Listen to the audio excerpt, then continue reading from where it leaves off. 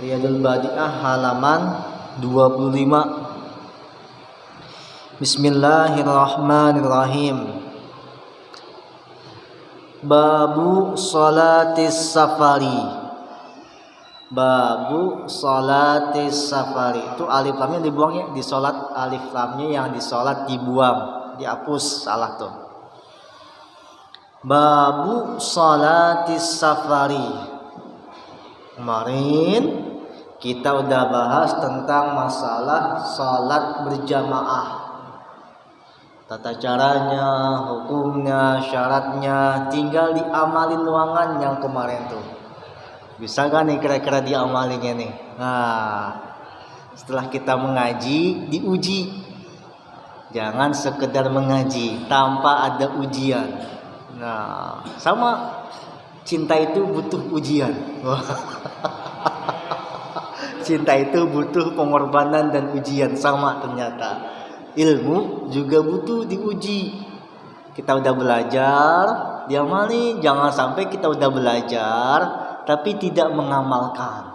Ini sama seperti pohonan yang tidak memiliki buah. Pohonannya ada tapi tidak berbuah.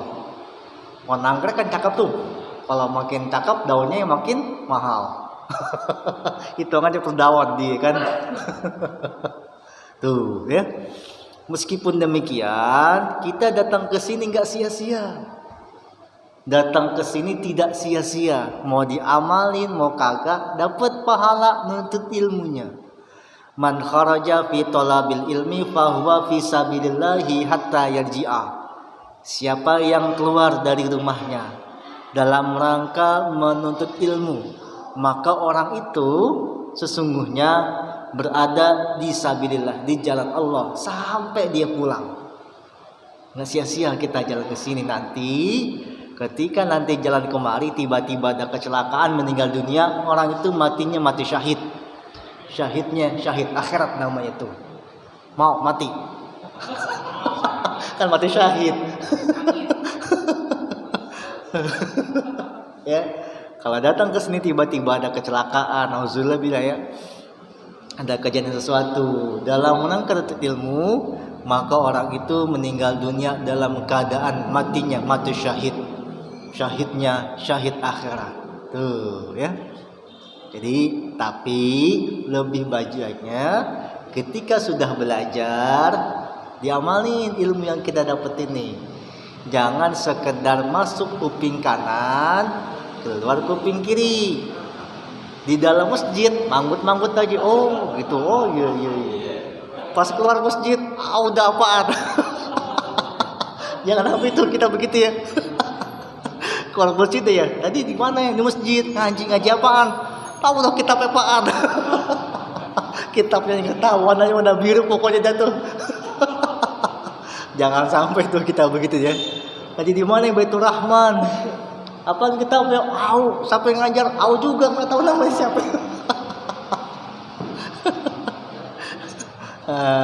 Ya. Nah, sekarang kita masuk ke pembahasan tentang masalah sholat safar. Sholat dalam keadaan musafir, jalan-jalan, wisata. Kemana nih? Ke Bali. Wah, ke Bali jalan-jalan. Atau ke Lombok.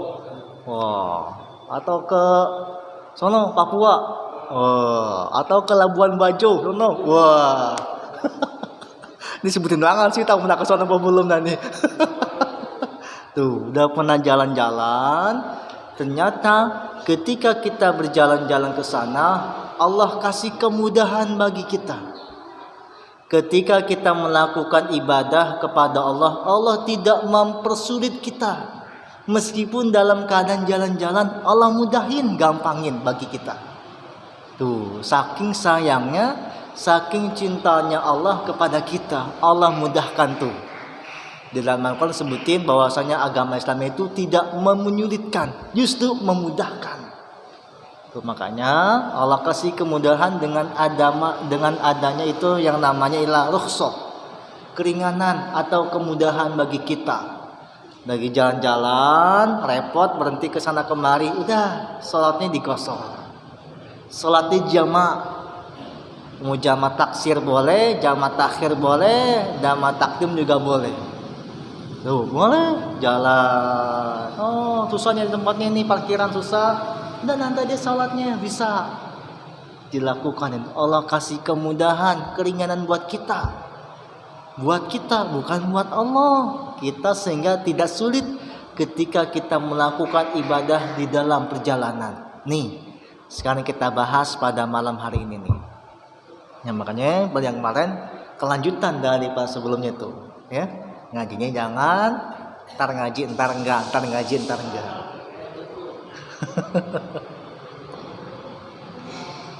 Ini bab menyatakan sembahyang di dalam pergi-pergian. Harus sembahyang qashar di dalam pergi-pergian yang jauh. Kira-kira 2 penginapan atau lebih sembahyangnya yang bangsa 4 rakaat kepada 2 rakaat. Yang pertama ialah namanya salat qashar. Qashar itu artinya meringkas dari 4 rakaat kepada 2 rakaat. Salat qashar dilakukan hanya salat yang bangsa 4 rakaat. Zuhur, asar, sama isya. Yang 4 diringkas menjadi 2. Ya. 2. Hanya bisa yang 4 rakaat. Yang 2 mau dikosor gimana? Yang 3 harus nggak bisa. Bingung potongnya. Karena itu salat qashar dilakukan ialah dengan meringkas salat. Yang tadinya 4 rakaat dipotong, diringkas menjadi 2. Hanya bisa 3, yaitu zuhur, asar, dan juga isya. Selain itu tidak bisa lagi. Maghrib tidak bisa, subuh juga nggak bisa, ya. Hanya sholat zuhur, asar, dan juga isya. Kemudahan, keringanan ini Allah kepada kita itu namanya rukhsah. Rukhsahnya itu salah satunya dengan qashar. Ketika kita dalam perjalanan boleh mengqashar salat kita. Berapa jarak yang diperbolehkan untuk mengqashar salat? Para ulama berbeda pendapat. Di sini bahasanya 2 penginapan atau lebih. Para ulama berbeda pendapat tentang hitungan jarak dari rumah kita sampai ke tempat tujuan kita. Yang pertama itu ialah pendapat jumhur ulama, maksimal minimal perjalanan selama 4 hari. 4 hari. Kalau 4 hari berarti orang itu boleh mengqashar salatnya tuh 4 hari. Misalnya nih dari sini ke mana nih, ke Aceh umpama, boleh kita melakukan qashar salat asalkan ketika kita selama di Aceh maksimal 4 hari. Lebih dari 4 hari udah mukim namanya, bukan dinamakan musafir. 4 hari doangan, 4 hari baru boleh mukim. Kalau niat kita perjalanannya itu di Aceh selama 4 hari. Kalau dari rumah niatnya memang udah seminggu 2 minggu, maka tidak boleh dilakukan dengan qashar salat kita. Tuh ya, pertama diperbolehkan, diperkenankan untuk mengqashar salat apabila kita berjalannya itu selama 4 hari. 4 hari 4 malam. Yang kedua, Jarak tempuh yang diperbolehkan untuk mengqasar salat dari rumah kita itu ialah minimal perjalanan 90 kilo. 90 kilometer. Mana nih 90 kilo? Puncak ada lebih? Cianjur ya? Hah? Puncak dah puncak. Puncak, kalau Bogor puncak, kalau Banten Pandeglang lebih. Jawa lagi. Oh, sampai 90 kilo. Cilegon. Hah? Pandeglang.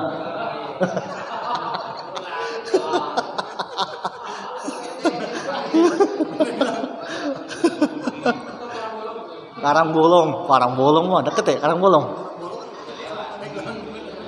Oh, dia bisa 90 kilo. Tuh. Sampai 90 kilo. Contohnya hah? Cilegon 80-an. Tuh. Karangbolong. Jadi kalau ke sono, ke daerah Cilegon lebih sono, kalau ke Bogor ke puncak minimal. Jadi selama udah nyampe ke puncak lebih tuh boleh dilakukan dengan cara qasar salat kita. Cibodas hati, Siti Cibodas ya. Cibodas kan adalah puncak tuh. Udah. Wah, enak nih kita ke Cibodas nih.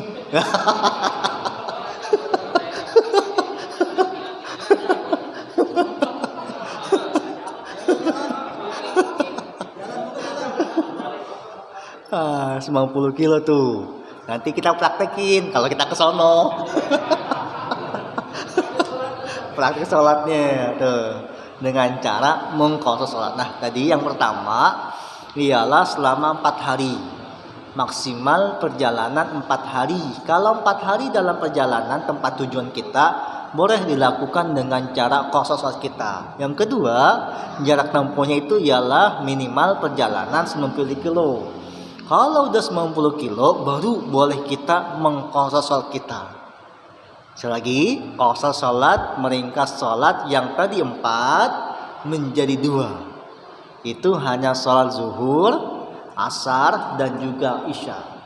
Ya.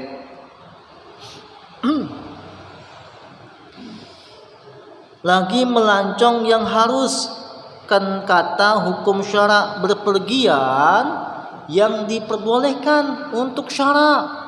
Syara boleh melakukan pergian, baru boleh melakukan qasar salat. Misalnya ziarah. Oh, ziarah kan hal-hal yang boleh tuh. Boleh ketika kita ziarah mengqasar salat, karena dalam hukum syara boleh ziarah. Ketemu orang tua atau mertua di sana tuh silaturahmi. Kan sunah tuh, ya. Ketemu calon mertua ya. Niatnya satu rahmi, mau diterima syukur, nggak diterima niatnya satu rahmi. Kecuali kalau kata syara haram, maka nggak boleh dilakukan qasar salat. Nyopet nih, maling, kabur sampai lebih 90 kilo, habis nyopet 90 kilo di sholat qasar di sana. Nggak boleh tuh. Kalau kata syara nggak boleh.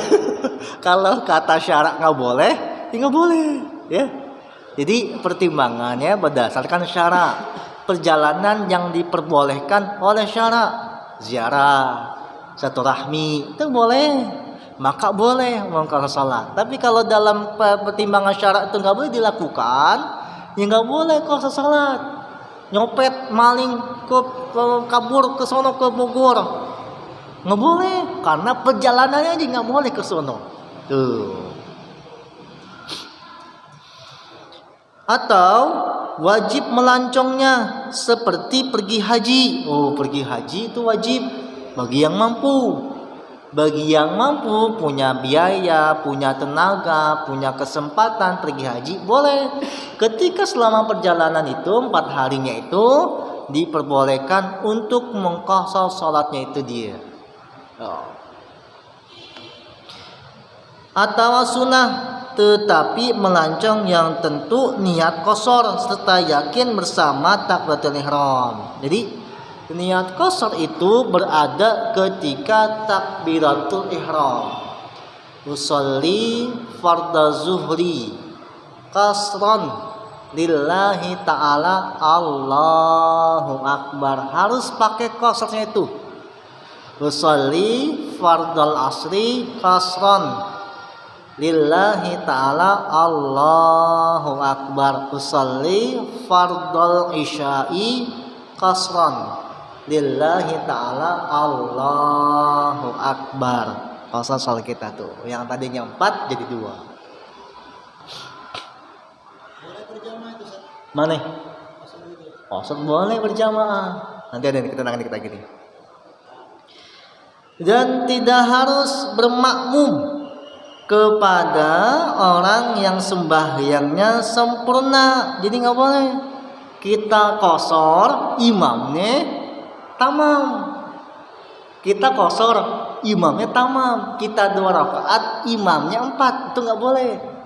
Ya? Tuh, boleh berjamaah cuman seturut dia. Wah, Turki itu doang tuh jadi itu Turki doang kan. Jadi sholat qasar boleh berjamaah, tetapi makmum nggak boleh bermakmum kepada imam yang sholatnya tamam 4 rakaat. Kita 2, imamnya 4 tuh nggak boleh, ya? Karena dia sempurna. Kita kan kagak, kurang ringkas. Makanya harus hati-hati. Ketika dalam perjalanan lihat nih qasar apa tamam nih, ya. Itu biasanya di tol udah ada di beda-bedain nih, dipisahin nih. Sholat qasar ada tuh di situ biasa tulis di sana. Kalau di tol-tol tuh biasanya tuh di rest area tuh mereka udah dibuatin. Jadi khusus untuk sholat qasar di sini, sholat yang sempurna di sini. Jadi mereka udah siap-siapin semuanya itu. Dan yang kedua syaratnya ialah dan belum habis musafirnya sebelum sempurnanya sembahyangnya, seperti telah sampai permulaan musafirnya, yaitu kepada kampungnya yang dilancongnya. Tuh ya. Jadi ketika kita melakukan qasar belum nyampe ke Jakarta, ya, selama masih di perjalanan boleh kita mengqasar salat kita. Tapi kalau udah masuk wilayah Jakarta udah nggak boleh dilakukan qasar. Ya, batas Jakarta di mana? Kalau di Bogor, Cibubur ya. Cibubur itu Jakarta Timur udah masuk tuh. Begitu udah masuk ke Jakarta Timur nggak boleh lagi dilakukan qasar. Kalau mau sebelum masuk ke Jakarta Timur, ya, ini ya. Sholat qasar dilakukan apabila kita belum sampai ke kampung halaman kita. Kalau udah sampai nggak boleh lagi dilakukan sholat qasar, harus sempurna. Tuh, yang pertama qasar. Jadi qasar meringkas sholat dilakukan yang pertama ialah zuhur, asar dan juga isya. Yang kedua ialah kita nggak boleh bermakmum kepada orang yang sholatnya sempurna. Yang ketiga tadi sholat qasar dilakukan apabila kita belum masuk ke kampung halaman kita. Kalau udah masuk ke kampung halaman kita maka nggak boleh lagi dilakukan sholat qasar. Paham ya? Qasar. Yang kedua jamak, dan boleh jamak takdim atau jamak takhir, jamak takdim atau jamak takhir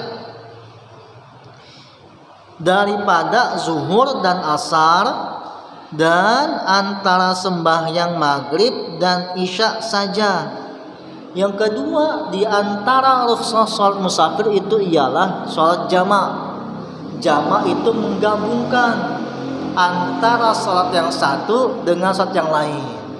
Ini contohnya ialah zuhur dengan asar, yang kedua ialah maghrib dengan isya digabung di dalam satu waktu.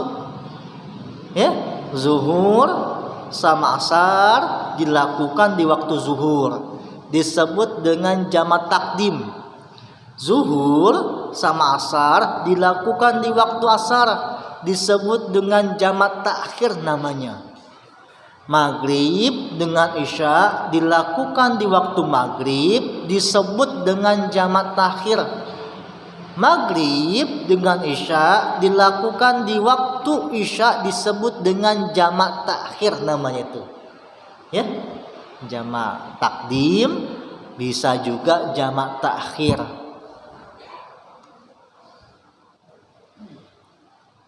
Dan pada tiap-tiap jamak mempunyai syarat. Jamak takdim ataupun jamak takhir ada syaratnya. Maka syarat jamak takdim ada 5. Jamak takdim berarti zuhur sama asar salatnya di waktu zuhur. Maghrib sama isya salatnya di waktu maghrib. Ada 5 syarat. Pertama, niat jamak. Niat jamak pada sembahyang yang awal. Jadi niat jamaknya di salat yang pertama zuhur atau maghrib. Usolli fardhu zuhri majmu'an bil asri lillahi ta'ala Allahu akbar. Niat jamaknya ada di saat yang pertama. Usolli fardal maghribi majmu'an bil isya'i lillahi ta'ala Allahu akbar. Niat jamaknya ada di saat yang pertama. Nah, kedua, mendahului yang mempunyai waktu seperti zuhur atau maghrib, sebab waktu yang mempunyai yang awal bersama sembahyang yang kedua seperti asar, isya menurut waktu yang awal. Ya? Jadi salat duluan ialah saat zuhur dulu baru asar. Maghrib dulu baru isya ketika dilakukan jamak takdim. Jadi yang punya waktu dulu, yang punya waktu kan saat zuhur.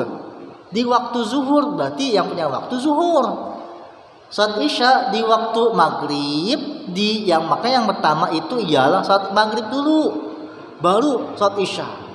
Kalau jamak takdim begitu.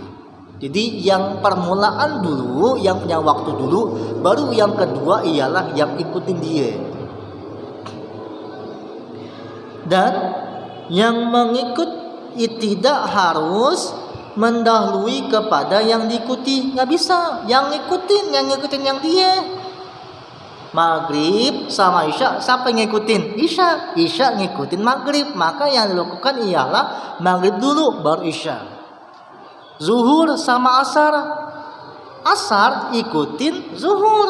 Maka yang sholat yang pertama ialah zuhur dulu baru isya. Ini jamak takdim begitu caranya, ya. Ini nggak bisa dibalik, nggak bisa diputar. Ketiga, sembahyang yang awal zuhur atau maghrib mesti sah serta yakin. Wah, harus yakin tuh. Yang pertama.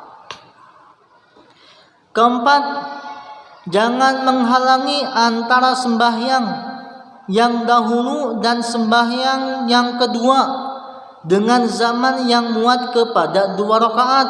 Jadi langsung, jangan ada jeda yang cukup lama.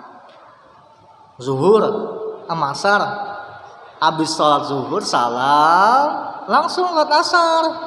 Jangan ngopi dulu, ngerokok dulu, ya.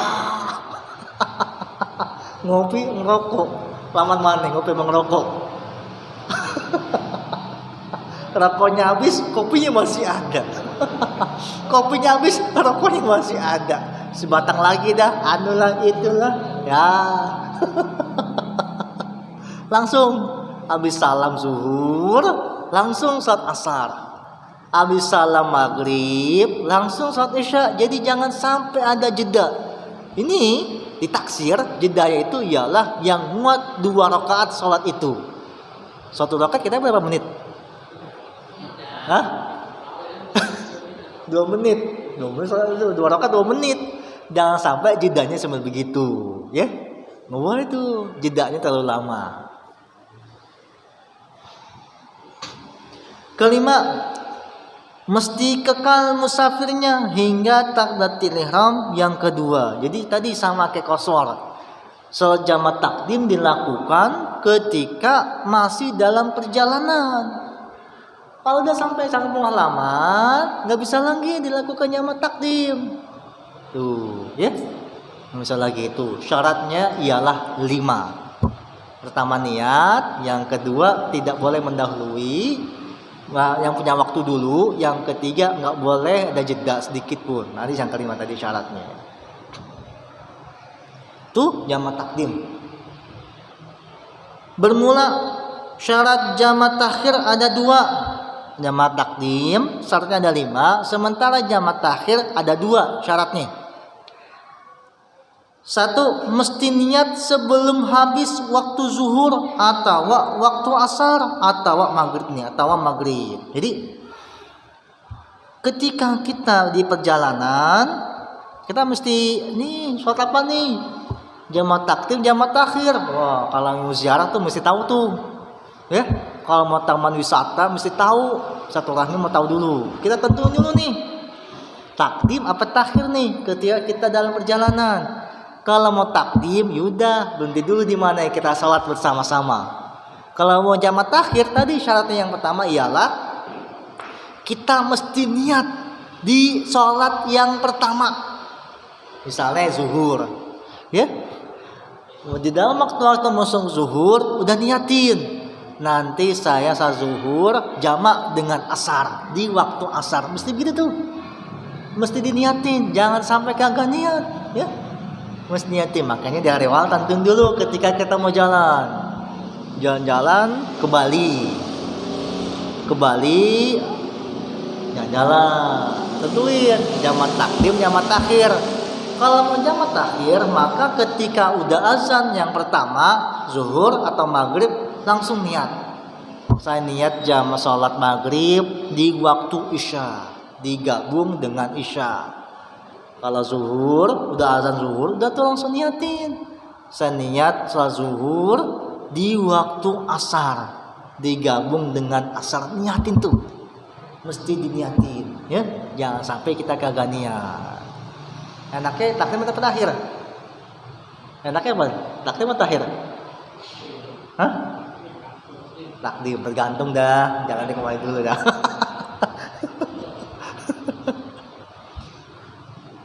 Kedua, mesti kekal musafirnya hingga sembahyang yang kedua. Jangan sampai tadi sama kasusnya ialah udah masuk ke kampung halaman, maka nggak boleh lagi dilakukan jamak takhir tadi. Ya, nah catatan. Makanya kalau main jalan mesti tahu dulu caranya. Takdim atau takhir, qashar apa jamak apa digabung? Boleh digabung. Qashar plus jamak. 2 rakaat zuhur, 2 rakaat asar di waktu zuhur namanya ialah jamak takdim. 2 rakaat zuhur, 2 rakaat asar di waktu asar disebut dengan jamak takhir. Tuh harus tahu tuh ketika kita dalam perjalanan.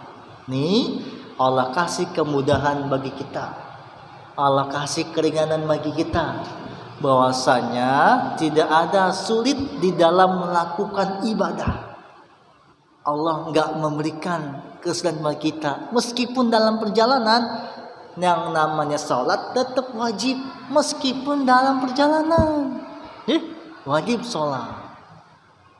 Kasih kemudahan bagi Allah. Oh dikasih rukhsah, qashar atau jamak. Tuh saking wajibnya sholat. Apalagi kagak kemana-mana.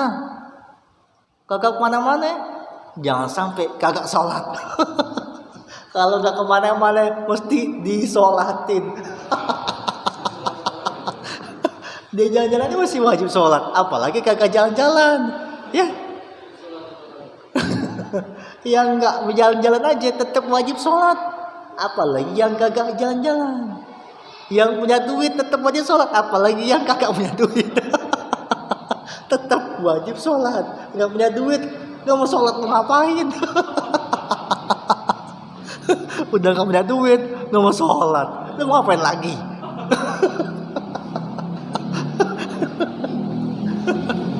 Tuh ya. Wallahu a'lam bissawab. Rabbi zidni ilma. Al-Fatihah. A'udzubillahi minasyaitonir rajim. Bismillahirrahmanirrahim. Alhamdulillahirabbil alamin arrahmanirrahim maliki yaumiddin. Ya Tuhan, mustaqim mustaqim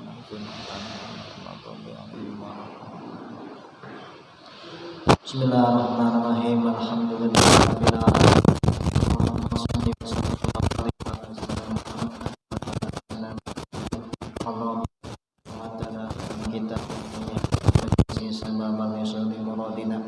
wasababan li bulughi maqasidina wasababan lil fitani wal mihani anna innaka ala kulli syai'in qadir.